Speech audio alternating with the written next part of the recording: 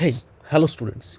Welcome to Physics of Physics, a place where you can learn physics with easy concepts and reliable explanations. So, as all of you know, এই চ্যানেলে আমি West Bengal board of secondary এডুকেশনের সকল স্টুডেন্টদের জন্য physical সায়েন্সের easy and reliable concept explain করি। So class 10 chapter number 5 light এর যে কন্টিনিউয়াম পার্ট আমরা পড়ছিলাম ইমেজ ফরমেশন, সেই ইমেজ ফরমেশনে কিছু ইনফরমেশন আমি গত ভিডিওতে বলতে ভুলে গেছি তোমাদের। So this video is made for that purpose, আমি এটাকে কমপ্লিট করতে চাই। চলো তাহলে ভিডিওর দিকে বাড়া যাক, এবং যারা শুনে অবাক হচ্ছে যে কী কনসেপ্ট কী বাদ গেল, so please check out our previous video. এবং তোমরা যত হয়তো থাম্বনেল দেখেছো যে থাম্বনেলে আমি অন্য একটা জিনিস লিখেছি যে মার্জিনাল রে অ্যান্ড প্যারাক্সিয়াল রে, আমি সেটা নিয়েও আলোচনা করবো। তার আগে একটু আমরা এটা আলোচনা করি এবং তোমরা একটু প্রিভিয়াস ভিডিওটা দেখে এসো, তাহলে তোমরা খুব ইজিলি লিঙ্ক করতে পারবে যে আমি কী পড়াচ্ছি এবং কোথায় পড়াচ্ছি। সো চলো শুরু করা যাক তবে। So for the first time, image formation through a concave mirror when the object is situated beyond the center of curvature. Object যদি এখানে সিচুয়েটেড থাকে তখন ইমেজটা কেমন ফর্ম হয়, এই ইমেজ ড্রয়িং পুরো ফুল ভিডিও আমরা এর আগের পার্ট 2তে দেখেছি। অবশ্যই তোমরা ডেসক্রিপশনে দেখে নেবে, আমি ভিডিও লিঙ্ক দিয়ে দিচ্ছি, ওখান থেকে চেক আউট করবে। আদারওয়াইজ আমার চ্যানেলে গিয়ে প্লেলিস্ট চেক করলেই দেখতে পাবে, আমি খুব সুন্দর প্লেলিস্টে সবটা সাজিয়ে রেখেছি। নাও আমি একটা জিনিস মিস করে গেছি, আই হ্যাভ টু ফুলফিল। এই যে এতটা খালি জায়গা রেখেছিলাম, আমি বুঝে উঠতেই পারিনি যে এখানে কিছু না কিছু হবে। তো আমি এখন ভুলেই গেছিলাম যে কেন আমি খালি রেখেছিলাম। সো পরে যখন ভিডিওটা হয়ে গেল আপলোড, তারপরে আমার মনে পড়লো যে হ্যাঁ, এখানে তো একটা খুব ইম্পর্টেন্ট জিনিস হবে, দ্যাট ইজ অ্যাপ্লিকেশন। এই যে ইমেজ ফরমেশনটা আমি দেখাচ্ছি তোমাকে কনকেভ অ্যান্ড কনভেক্স মিররে, এর অ্যাপ্লিকেশনটা কোথায়, এটা কোন কাজে লাগবে। উইদাউট এনি ওয়ার্ক আমরা কোনো জিনিসই কেউ করতে চাই না, যে আমরা যদি না জানি যে এটা কোন কাজে লাগবে। তো অ্যাপ্লিকেশন যখন যখন অবজেক্টটা বিয়ন্ড সেন্টার সিচুয়েটেড, এই টাইপের অবজেক্টের সিচুয়েশানে রেখে ইমেজ ফরমেশনটা অ্যাপ্লিকেশন কোথায় অ্যাপ্লিকেবল হয়, that is in photographic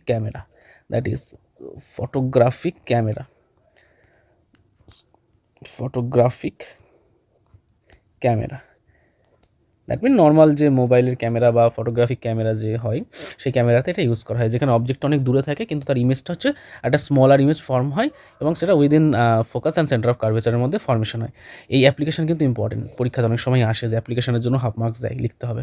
so next one was when the object is situated at the center of curvature.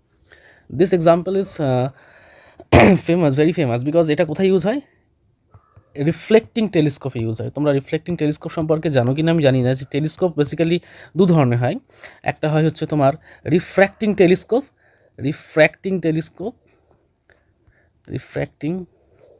And another is reflecting টেলিস্কোপে ইউজ করা হয় লেন্সের মধ্যে থেকে আলো রিফ্র্যাকশন হওয়ার ফলে ইমেজ ফর্মেশন হয়, অ্যান্ড রিফ্লেক্টিংয়ে ইউজ করা হয় মিরর। সো যে রিফ্লেক্টিং টেলিস্কোপ হয়, সেই রিফ্লেক্টিং টেলিস্কোপে এই নেচারটাকে কাজে লাগানো হয়। So it's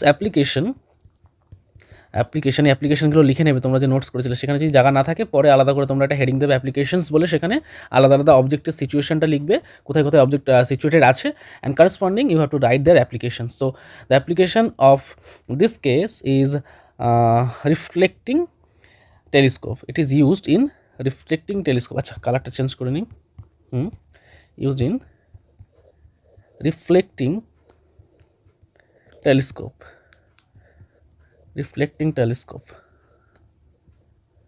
Okay, fine.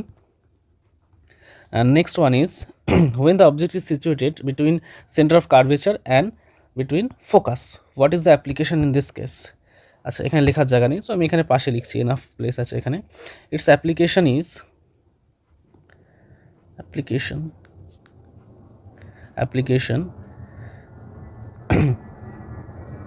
it is used in the projector।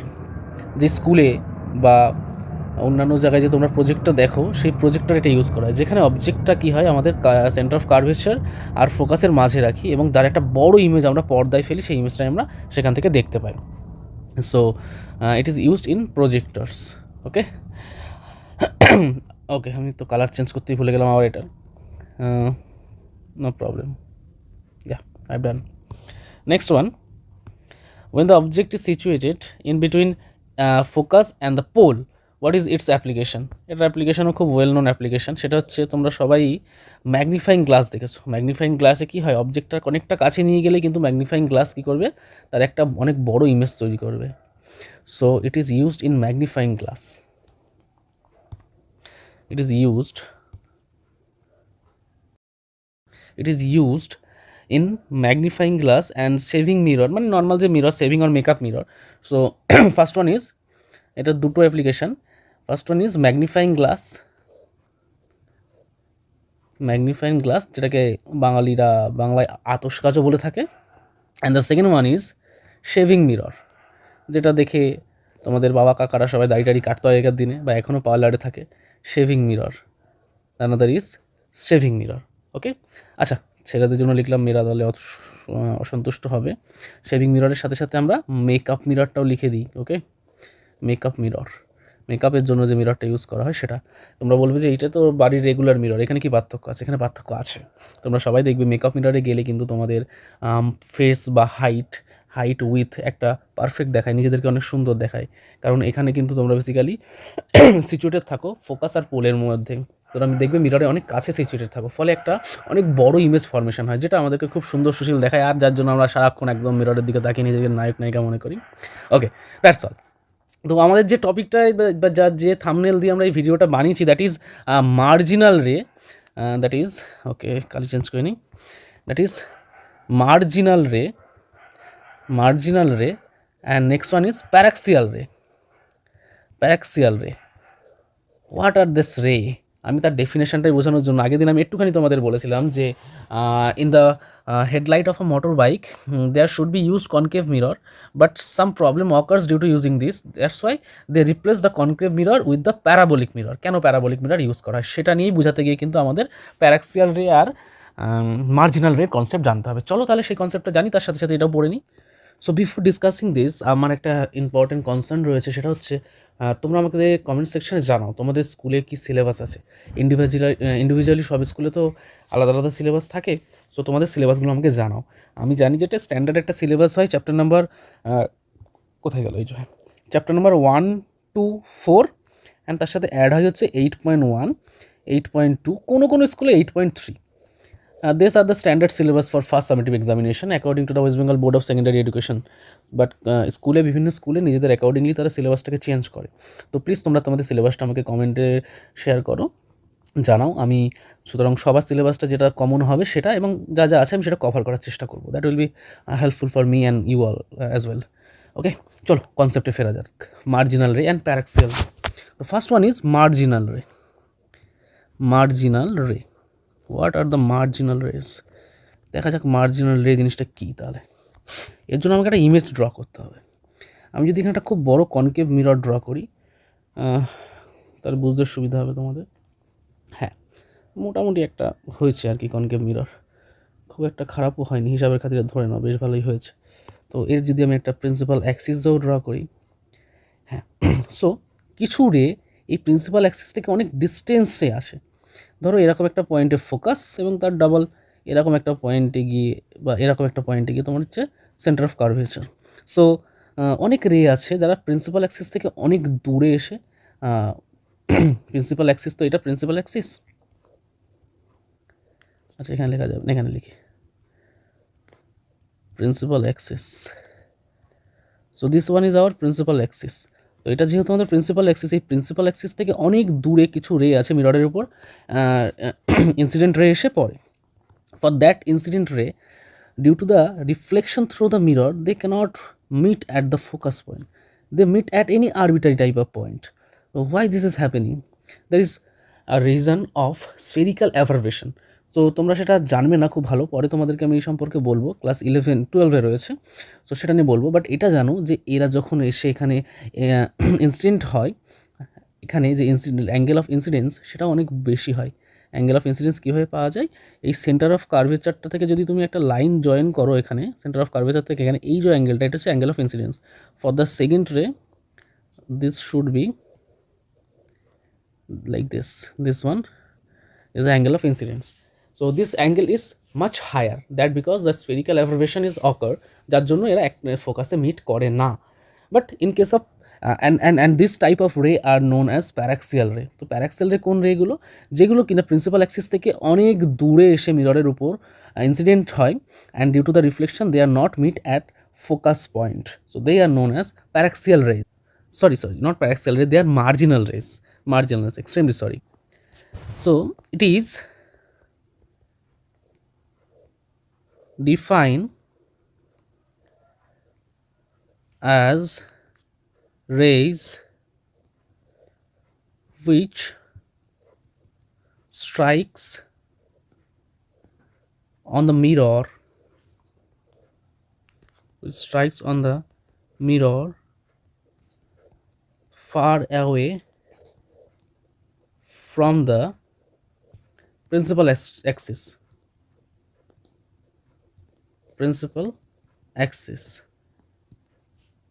Also, its incident angle is higher. Okay, the definition is clear. Now a second point, that is paraxial ray. Paraxial ray. Okay, what is the definition of paraxial ray? It is a চলো previous পিকচারটাকে আমরা আবার draw করে ফেলি, কিন্তু এবারে কিছু জিনিস আমরা বাদ দেবো এই পিকচারের মধ্যে থেকে। ওকে ওকে, I have just copied the required thing and paste here. Well done. So now when some light rays which directly follow the path which are very near to the principal axis, that are known as paraxial ray. So what are the paraxial ray? Paraxial rays mean the light rays which strike on the mirror very close to the principal axis. যারা principal অ্যাক্সিসের খুব কাছ থেকে মিররে strike করে, that mean incident হয় মিররের উপরে, তো that rays are known as paraxial ray. Okay, I hope it is clear. বোঝা গেছে নিশ্চয় সবার? দ্য রেজ প্রিন্সিপাল অ্যাক্সিসের খুব কাছাকাছি এসে মিররের উপর স্ট্রাইক করলে that rays are known as paraxial rays. এটা অনেক চেষ্টা করেও ফোকাসের কাছাকাছি এটাকে করা যাচ্ছে না, আমি ফোকাসটাকে একটু বদলে দিই, এরম জায়গায় ফোকাসটাকে লিখি, কারণ একটু অসুবিধা হচ্ছে তার জন্য, nothing else. Okay, this one is my ray. Again the second ray, due to the reflection, follow this path. Oh sorry, what is going here? Now it's fine. Follow this path. They are meet at a, এই ছবিটা খুব বাজে হচ্ছে, দাও একটা minute সময় দাও আমাকে, একটা মিনিট। এই রাতেই আবার এই কুকুর টুকুর ডাকা শুরু করেছে গো। I am sorry for this, background noise তো আসবেই একটু আধটু আর কি, এদেরও তো ডাকাডাকির অধিকার দিতে হবে। আমরা সকালবেলা চিৎকার চেঁচামেচি করে পড়ি, এরা রাত্রেবেলায় করে মরে। যাকে চলো, তো this ray meet goes from a special point that is known as focus. আমি ফোকাসটাকেই শিফট করে দিই, দাঁড়াও তো, হ্যাঁ ফোকাসটাকে শিফট করে দিই। এগুলো যেহেতু হাতে আঁকা, স্কেলিংটা একদম হাতে স্কেলিং হচ্ছে, কোনো রকম স্কেল ইউজ না, তার জন্য না এগুলোর পজিশনটা একটু চেঞ্জ হচ্ছে। হ্যাঁ উফ, অনেক কষ্টে, thank god. So what is the definition of paraxial রে? একদম আগেরটার মতোই হবে। ইট ইজ ডিফাইন অ্যাজ, তোমরা লিখে নাও কিন্তু এগুলো, এটা খুব ইম্পর্টেন্ট। তোমরা হয়তো কেউ নামই শোনোনি প্যারাক্সিয়াল বা মার্জিনাল রে, কিন্তু তোমাদের অনেকের বইতে আছে, অনেক বইতে নেই, বাট এটা লিখে নাও, it is important. It is define as rays which strikes on the mirror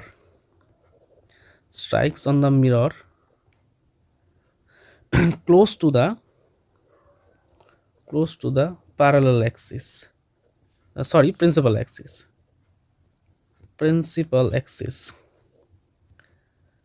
principal axis. Okay. And also angle of incident is relatively low. Also angle of incidence বা incident angle ও বলতে পারি, বা angle of incidence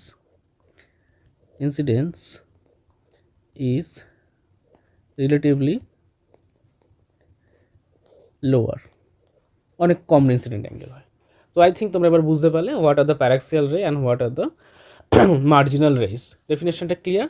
তো এই marginal রেজগুলো যেহেতু ফোকাসে meet করে না, marginal রেজগুলো অনেক দূর থেকে আসে, সেই সার্কামস্টান্সেসগুলোকে অ্যাভয়েড করার জন্য কি করা হলো, তখন ইন্ট্রোডিউস করা হলো parabolic mirror. Parabolic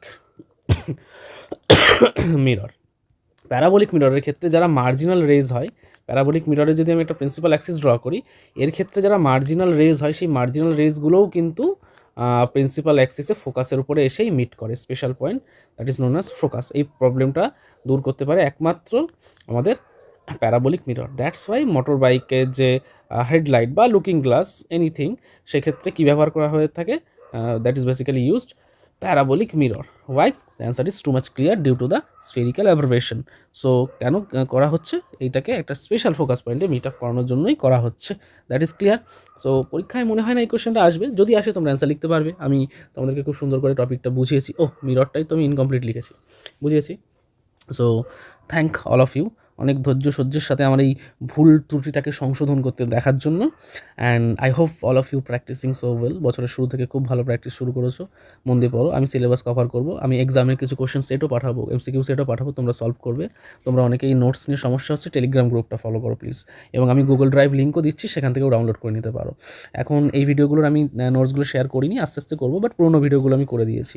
okay, that's all, stay tuned, stay with me, I hope for the best result. That's all for today. Subscribe Physics of Physics. আর তুমি একা সাবস্ক্রাইব করলে তো হবে না, please share with your friend. যদি তুমি মনে করো এই ভিডিওটা ইনফরমেটিভ এবং ফ্রেন্ডসেরও গ্রোথ জন্য তুমি তাদের সাথে এটাকে শেয়ার করো। To like, share and subscribe.